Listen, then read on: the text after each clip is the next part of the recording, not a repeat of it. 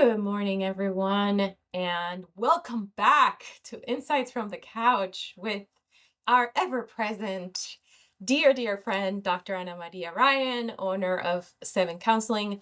We have been gone for a while and we've been brewing up some new topics. I'm really excited. I think you guys might have seen it on our social media that we're going to be talking about trauma. And so I've invited Dr. Ana Maria to join me on this. She has experience working with patients who have suffered from trauma. And so we're going to kind of break down some of the misconceptions of trauma, some of the ways that you can avoid experiencing trauma, or you can essentially gain the fortitude to overcome trauma before it becomes, say, PTSD or depression or anxiety, et cetera, et cetera. So I'm excited about this. Welcome, Dr. Ana Maria. Good morning. Good morning, Jalili. Thank you for having me once again. Always a pleasure. Thank you. Okay, so the first thing we actually took a second and we wrote notes. This doesn't always happen. We usually just kind of start talking and the conversation gets hot and then we just get going. But I took some notes, and so today I want to get started with defining a couple of things. First, I want to start by defining some of the typical pop psychology terms that we may associate with trauma, and then what actual psychology says about those terms. And then we're going to move on to the difference between perceived trauma versus actual trauma, and how we may be thinking of trauma a little bit different than what it actually is. So the first pop psychology term is gaslighting. So what yeah, very I know you're chuckling because it's a common one. That's a popular one. Yes. So this one is actually really popular. And what most people think of gaslighting is they think when someone lies to you, questions you, or disagrees with you over what happened in a situation. And a lot of people say, perception is reality, perception is reality. I saw it this way, and that's what I believe, and that's what my reality is, and you can't question it. So that a lot of people think of gaslighting as anything that when someone else questions you or disagrees with you over what happened or your experience. What gaslighting actually is in actual psychological terms is an abuse tactic that where you're manipulated to question your reality, your memory, or your sanity. It's not just a disagreement, and it's not just them maybe not following your train of thought, is an active attempt to make you question yourself and doubt yourself and your own truth. Okay, the next one, being triggered. So, for pop psychology, a lot of people think that it means that something makes you uncomfortable or annoyed, or it's just essentially like kind of inconveniencing you on an emotional level, or getting making you emotional about your the situation. A trigger is actually something that causes a sudden increase in symptoms, like flashbacks in PTSD, for example, or compulsions in OCD. It's not just a source of general discomfort, it's actually, in fact, something that has a physiological, neurological, and psychological effect on your body. Um, Oftentimes, it leads to the person wanting to avoid the situation as much as possible, or walk away, or try to get away from the trigger. Um, and it's more often than not out of your control when you're triggered. It just kind of happens. The next pop psychology term is intrusive thoughts. Um, Mm.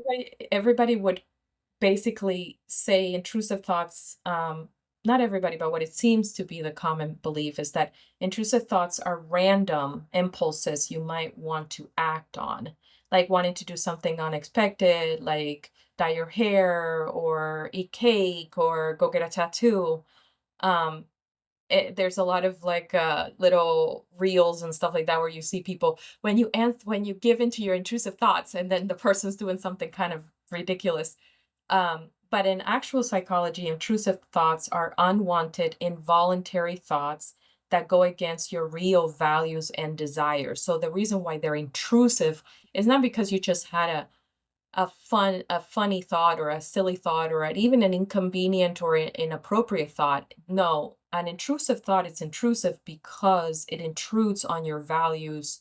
It intrudes on what you would consider uh, your moral um, kind of standing. And then you don't want to act on it. So it's not funny or fun to give in to your intrusive thoughts if they really are intrusive thoughts. Most of the time, the person's very uncomfortable if they give in to them. And then, and if you do act on them, when they come true, it would be you would have a very negative emotional effect to it. And when I think about OCD, for example, the person has they are experiencing that intrusive thought. When they give into the intrusive thought, that person is not having fun. It's not funny. It's not something that they Mhm. are truly in despair. They're Mm. truly, truly uncomfortable. Mm. They can be very prominent and distressing.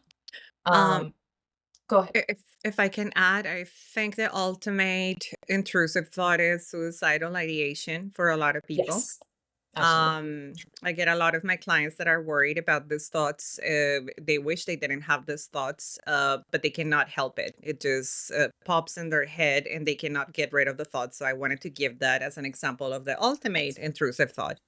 Yes, that's perfect example. Yeah. The last one, just to wrap these up, is pop psychology on trauma bonding. We've seen a lot of that. TikTok, social media, trauma bonding. Pop psychology says that trauma bonding is when you're bonding with someone over shared trauma or similar past experiences. In actual terms, trauma bond refers to a situation where someone develops strong feelings of sympathy, loyalty, dependence, and attachment towards their abuser. And so it's not two besties that went through difficult situation and they now are, best friends forever because, oh my gosh, you know everything about me, blah, blah, blah. That's not trauma bonding. Trauma bonding is you typically what happens.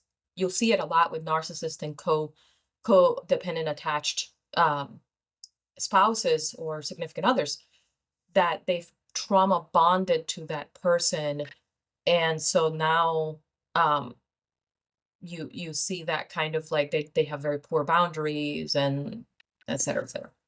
I think the trauma bond term evolved from Stockholm syndrome. Oh, mhm. And it Yep. came, I don't know how many people are familiar with this because it happened a long time ago.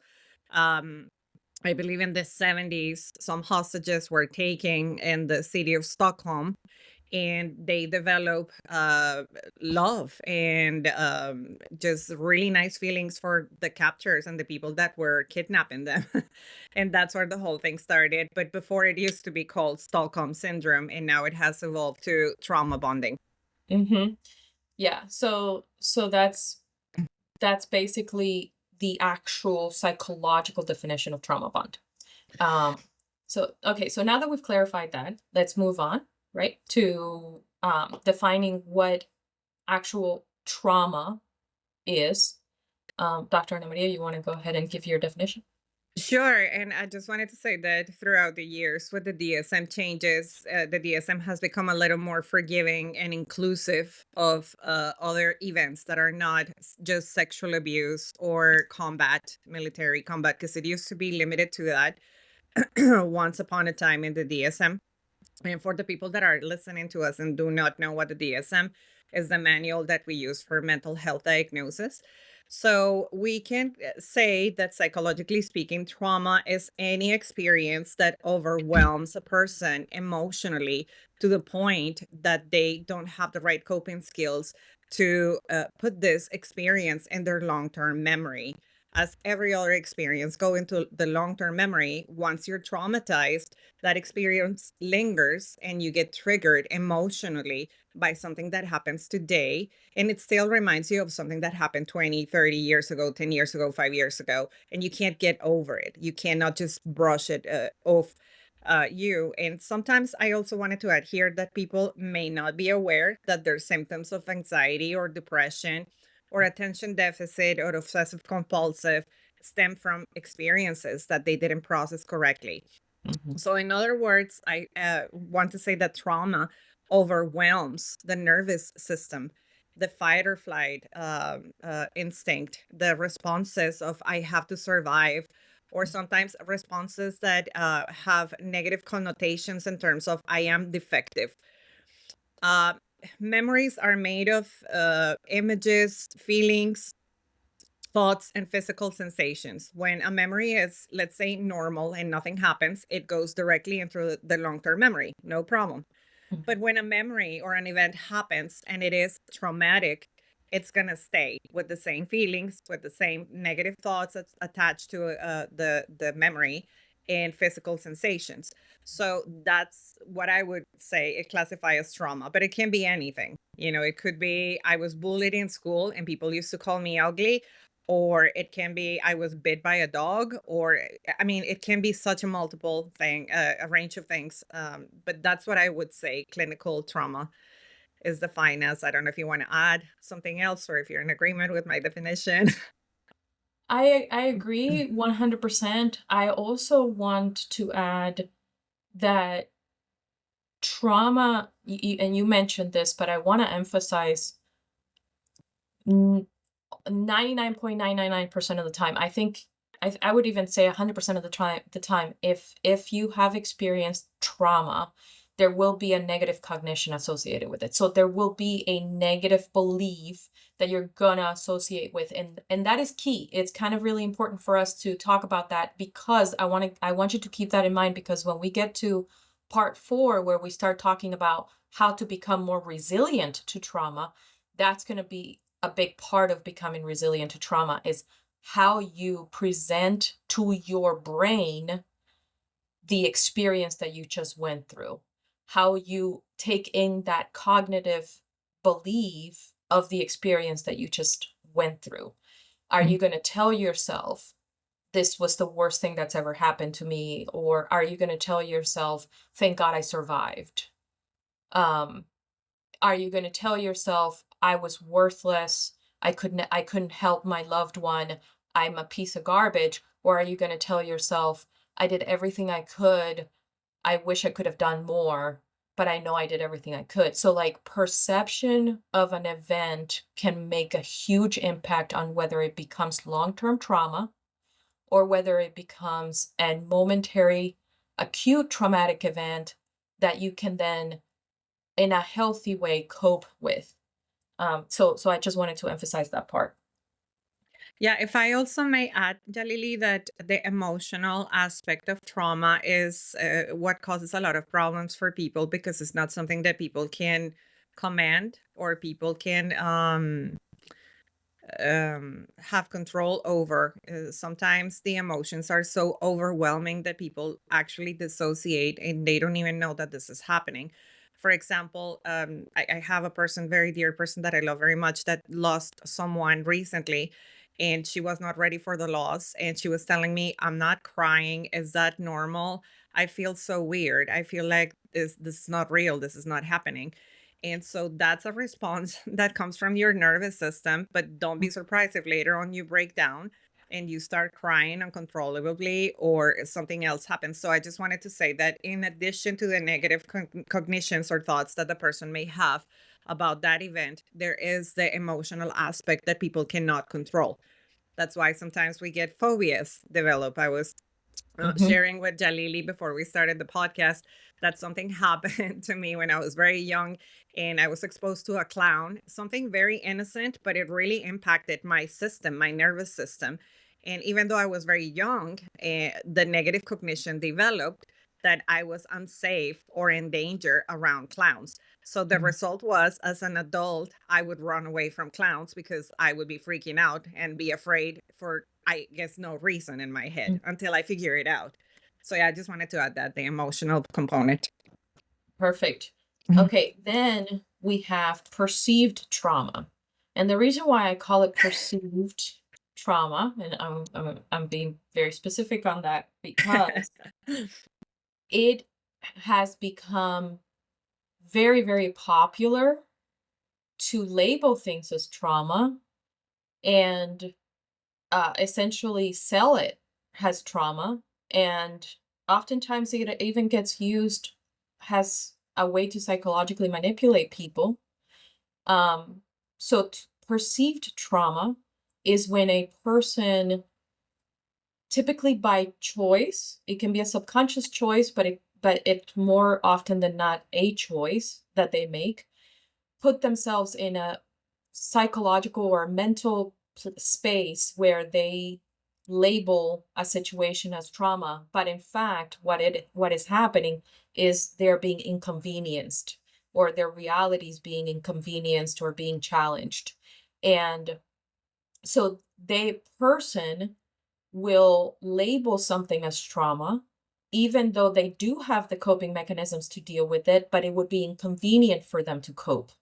They would rather not, and instead they would rather label it, and they would rather have the people around them uh, kind of change on behalf of that person rather than they themselves deal with the situation. And examples of things that you might see on a day-to-day basis is when a person labels their fast food order getting, ordered wrong, has "Oh, oh my gosh, that was so traumatic," or something like they got into an argument. It was just a simple argument in the cash register, and the person maybe questioned why you did that, or why did you cut the line, or why did you like yell at me, or something like that. Like if you are challenged on your beliefs, or you feeling like you're right about doing something, and you automatically label that as trauma, then that's a perceived trauma, in my opinion, rather than actual trauma. Well, trauma is really not a conscious choice that we make. Exactly. We don't choose to become traumatized by something. I think what you're describing could be very little or low tolerance to be in a hardship kind of a Yes, situation exactly. and not wanting to test the coping skills that we have as humans. So maybe we have become so used to not being inconvenienced and not wanting to try and not wanting to through hardship that we call that trauma. But I do want to definitely clarify there that trauma is not something that people choose. So Right. if you're consciously choosing to be traumatized by your order being wrong, then that's not real trauma. Right, exactly. If you're consciously choosing to label yourself or your situation as trauma, but there was nothing else around the situation that really led, and again, I was talking about, I've had patients that will psychologically hold their loved ones ransom, saying that their loved one is traumatizing them just because, let's say that it's a husband and wife, and let's say that the husband um is choosing to tell the wife, and this is just a random example, but let's say that the husband chooses to tell the wife, well, you should know that I have a mental illness, and if you don't do whatever I need you to do to reassure me and to make me feel like I'm safe and to make sure that I get everything that I need, then that's you re-traumatizing me. Now you're traumatizing me because you should know that I have a mental illness, and you should respect that, and you should make sure that that I'm taken care of.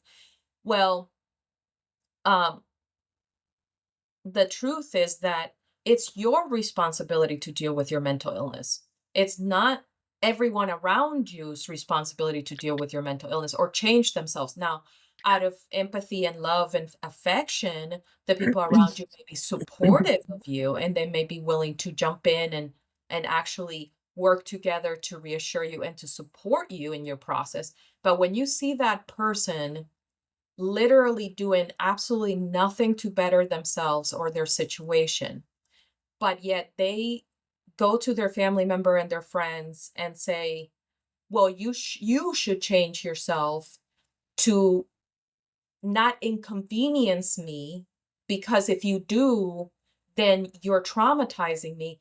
that is psychological manipulation, and that is using trauma as a psychological tool. I have the feeling that it is such a blessing on the one hand to have so much information and understand emotional and mental wellness these days in the 21st century. 2026 is amazing to have all this information.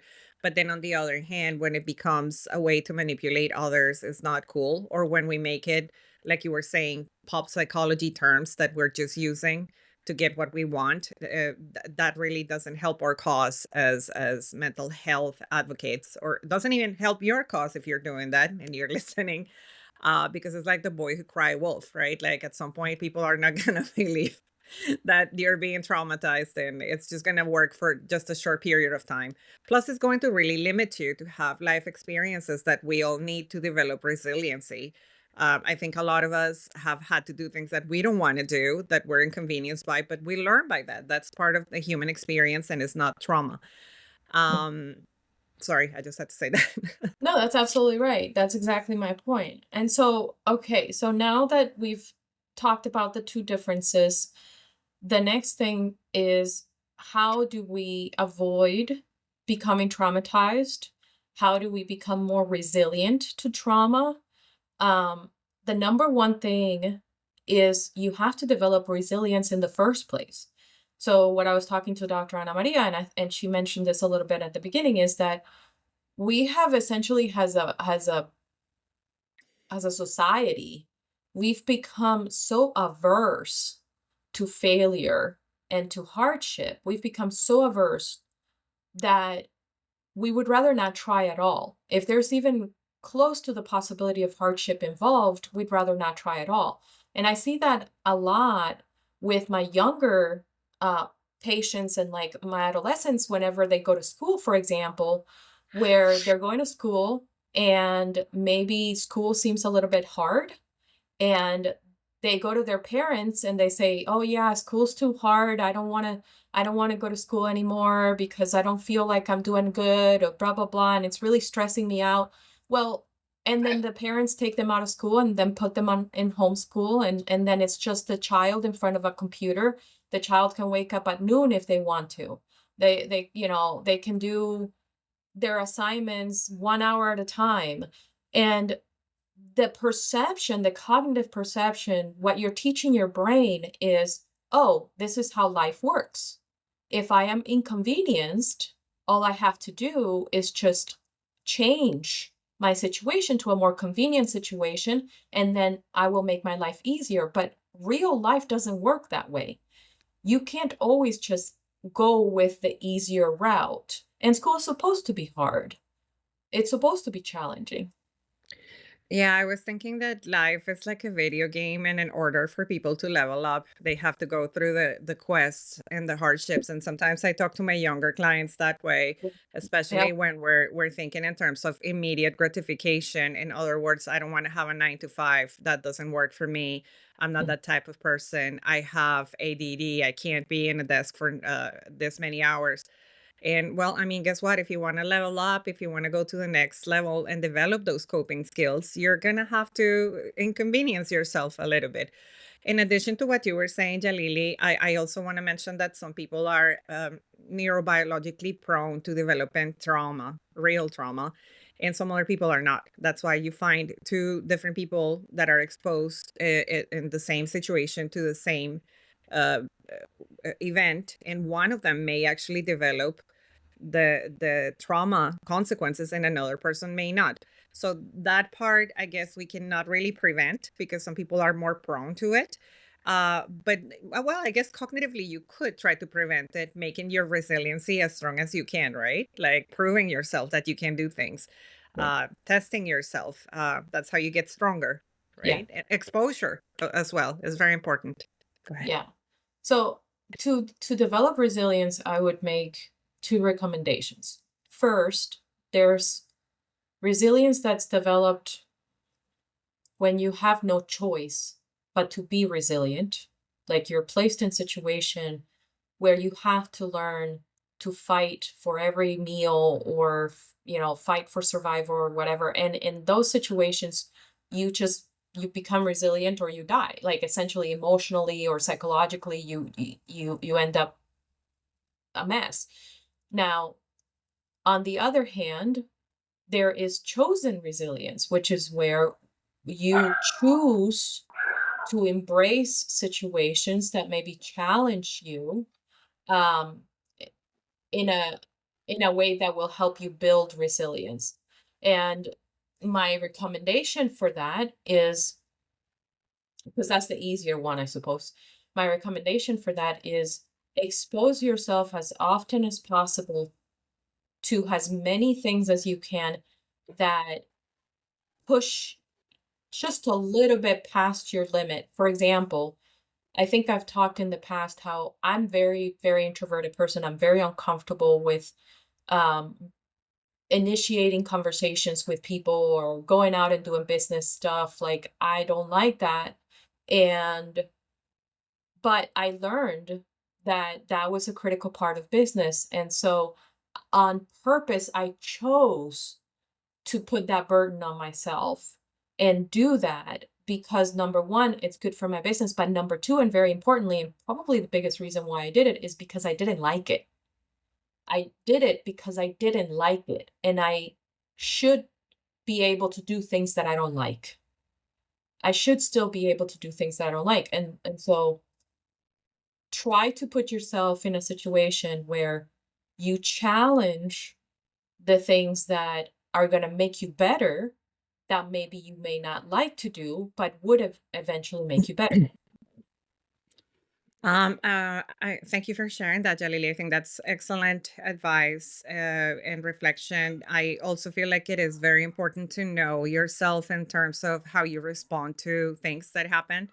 There are different responses. Let's say that you are in a situation that you cannot control, and I'm not talking about being inconvenienced. I'm talking about Mhm. a bomb was detonated close to where you live, or you were in a car accident, things that you cannot control but that happen around you. Be familiar with what is your response, what is your go to, because we all have a natural response. Some people fight, some people flight, some people fawn.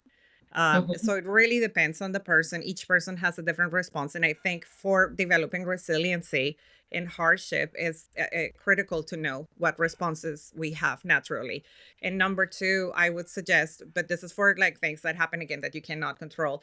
I would say processing things sooner rather than later in terms of talking about it. I know some people don't want to don't want to go over what happened, but it is necessary that you process it. The sooner the better. That's why critical incident and Responsive. interventions are there, so that people can actually talk about what happened right away. Those are two things that I wanted to mention in terms of getting ready or being more resilient. I'm going to give an example of something that happened to me, um, that was a traumatic event and how I dealt with it, knowing that it could have become given my training, of course, I was immediately able to identify that this had the potential to be trauma or traumatizing. And so the way that I handled it, and this is a few years ago, I was driving down I-75. It was raining heavily and I wasn't paying attention. And I'm going to give the details because it's important for the cognition. Okay. I was not paying attention to the road. I was on cruise control, which was already is not recommended when it's raining heavily. I was on cruise control and I was trying to turn on, I think it was a book that we were trying to listen. My daughter and I were in the car. Basically, the car um took off, like, how do you call it? Hyperplaned, I think it's Uh, called. Hydroplane. Hydroplaned? Hydroplaned, and we spun clear across I-75 from one end to the other. I was in the far last lane to the left, and I ended up against the side of the right lane, like, thank God for that bumper, that side bumper where, like, kind of protects you from falling off the road and, like, veering off the road completely, but, I hydroplaned off. We spun several times.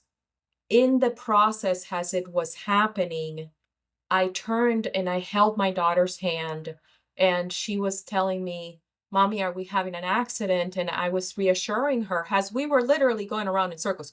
And I was telling her, "Baby, yeah, but we're okay. We're gonna be okay." I was trying to hold the wheel, and I was trying to hold her hand and reassure her, and we're spinning, and it's so many factors came into play in that scenario that could have very quickly turned into a trauma event for me because first and foremost, the negative cognition. I'm a terrible mother. I wasn't paying I should have been paying more attention. I shouldn't have been on cruise control. I'm not a responsible driver. I'm, um, we could have died. Oh my God, we could have died. Like I could have started rehearsing that cognition in my mind. Those things, those words could have been rehearsed in my mind, and that is what would have started to develop that moment into a trauma right then and there. Um, Go ahead. No, I was going to tell you that perhaps your response to trauma is different than it is for other people, because if we grab your example, and this is something that we cannot control. Let's say that you probably could have been in shock, and your daughter as well. And then later on, you could have had insomnia and not been able to sleep, or you could have You're been driving. hyperventilating. Exactly. So that I think that this is a great example to Yeah. illustrate how trauma works. And maybe in your case, because you already have this resiliency built up and your background, maybe we should talk about it. I mean, you're from Cuba, talking about like Talking about having to deal with resiliency. hardship. So exactly. I mean, hardship is a word of the day. So maybe you already have this built-in resiliency, and as a clinician, you work your cognitions and your thought process very well. But this very quickly could have been a trauma incident legitimately. So here's how I dealt with it, and this is what I would recommend that people in their own situation, maybe they can use my experience to learn for themselves. So again, I had a very quick awareness, immediate awareness. This could become a PTSD situation. I could start being afraid to drive. I could start being afraid to drive my daughter. There's so many things. I could start feeling like a failure as a mother. It could affect my parenting. There's so many things. I could develop anxiety, depression, all kinds of things. I was very quickly aware of that because it was so fast and it was so out of my control. So, what I did instead was as soon as I had the car stopped, almost immediately, as soon as I had the car stopped, I assessed my safety. I made sure that we were safe in place, that we weren't like in the middle of the road, right? I assessed my safety and I immediately started to challenge the thoughts. Immediately started to challenge the thoughts because right away, the negative thoughts, the intrusive thoughts started coming, the fear started coming. So I immediately started challenging the thought, we're okay. I'm safe. We're fine. Victoria's safe. Victoria, are you okay? I asked her, I checked her body. We tried to get out of the car. I was worried that if, God forbid somebody hits the car, because we're down 75, so like goodness forbid somebody hits the car. So we got out of the car, immediately called for help. I called my boyfriend. Um, he came, he checked the car. The second thing that I did immediately, as soon as my boyfriend said, the car looks good, it's fine, you didn't suffer any major damage, it's still drivable, you're going to be okay. He checked the tires, he checked everything. He's a mechanic he has a mechanic shop, blah blah blah, so he knows what he's talking about. I got back into the car and I did not return. I did not go back home. I actually kept going and went to my destination, which was Orlando. We were going to Universal, and I did not go back home. I got back in the car and I drove down 75 and I got us to Universal and I made sure that we had a really good time. And that's the second thing is the first thing it was I challenged the negative cognition that this is the worst thing that could have happened. We could have died, blah, blah, blah. These intrusive thoughts, I challenged them. We're fine. I know it could have happened, but it didn't. I know that bad things can happen, but this time we made it. We're fine. We're safe. Blah blah blah. Like I'm gonna keep going. So I reassured myself instead of victimizing myself. I reassured myself and provided positive feedback to myself. I'm fine. I handled it fine. We're gonna be okay. Then the second thing that I did was I got back on the horse. I did not allow myself to develop that fear of, oh my gosh, I can't get back in a car. I can't drive. What if something happens to me? No, no, no, no, no, no, no. Before that sunk into my head, I immediately got back in the car and I went to Orlando. So that was the second thing. The third thing was afterwards, on a day-to-day basis, for like a few days afterwards, the intrusive thoughts tried to creep in. So I would like drive my car and maybe I would try to turn into the highway and it would make me nervous or make me anxious. And then the intrusive thoughts would come in and I would immediately challenge the intrusive thought. I would immediately challenge, I'm okay. I'm a good driver. I'm going to be fine.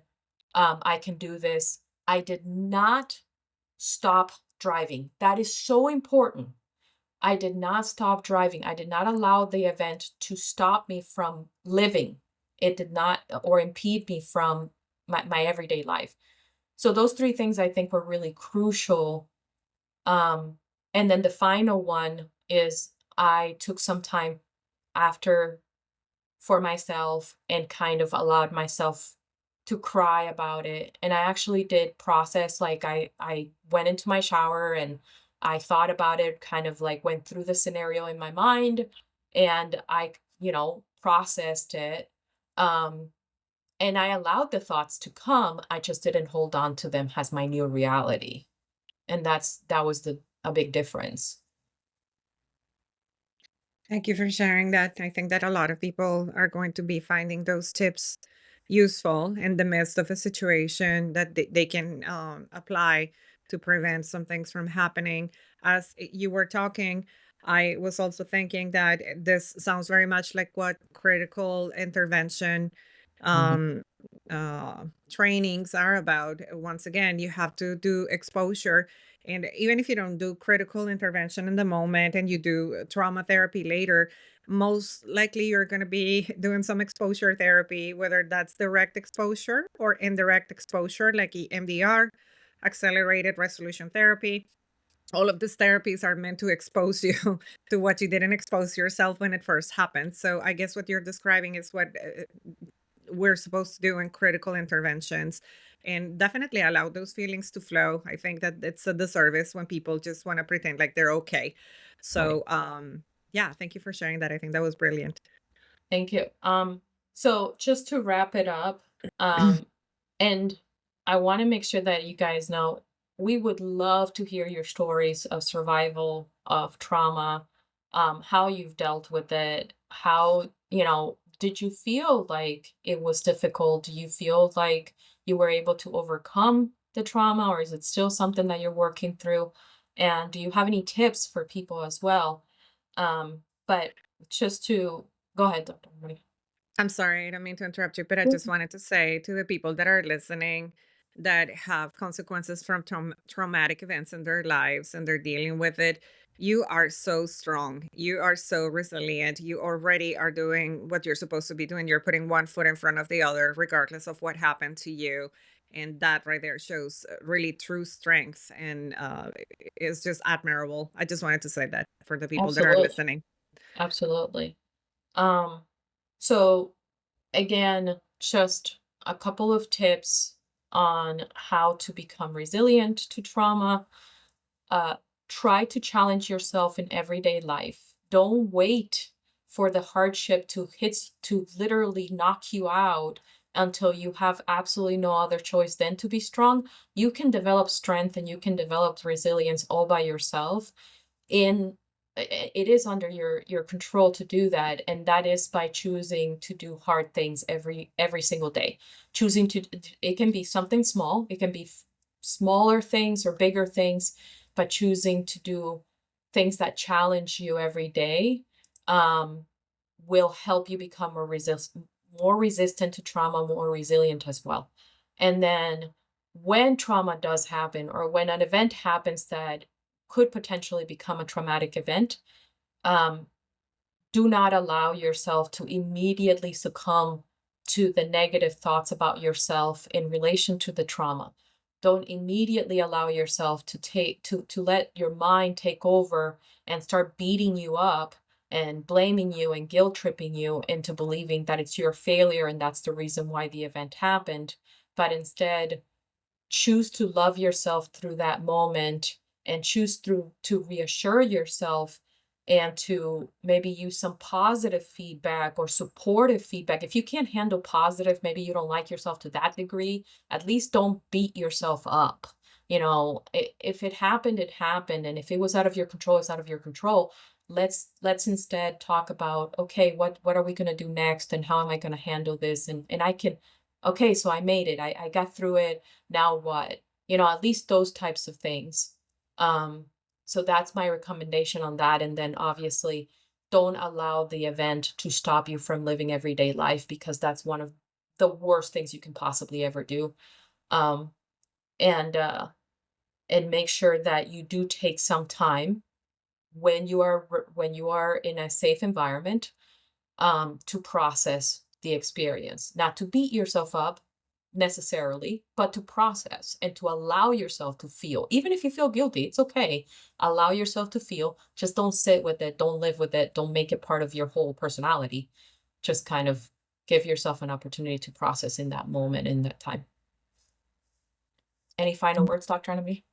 Yeah, I was thinking about how trauma, again, is not being inconvenienced and how hardships in life teach us valuable lessons. And I wanted to tell my people out there that are inconvenienced, not traumatized, to actually push yourselves to do those things that you don't want to do. I want to tell you all, I hate talking on the phone, hate it, capital letters, but I make myself do it.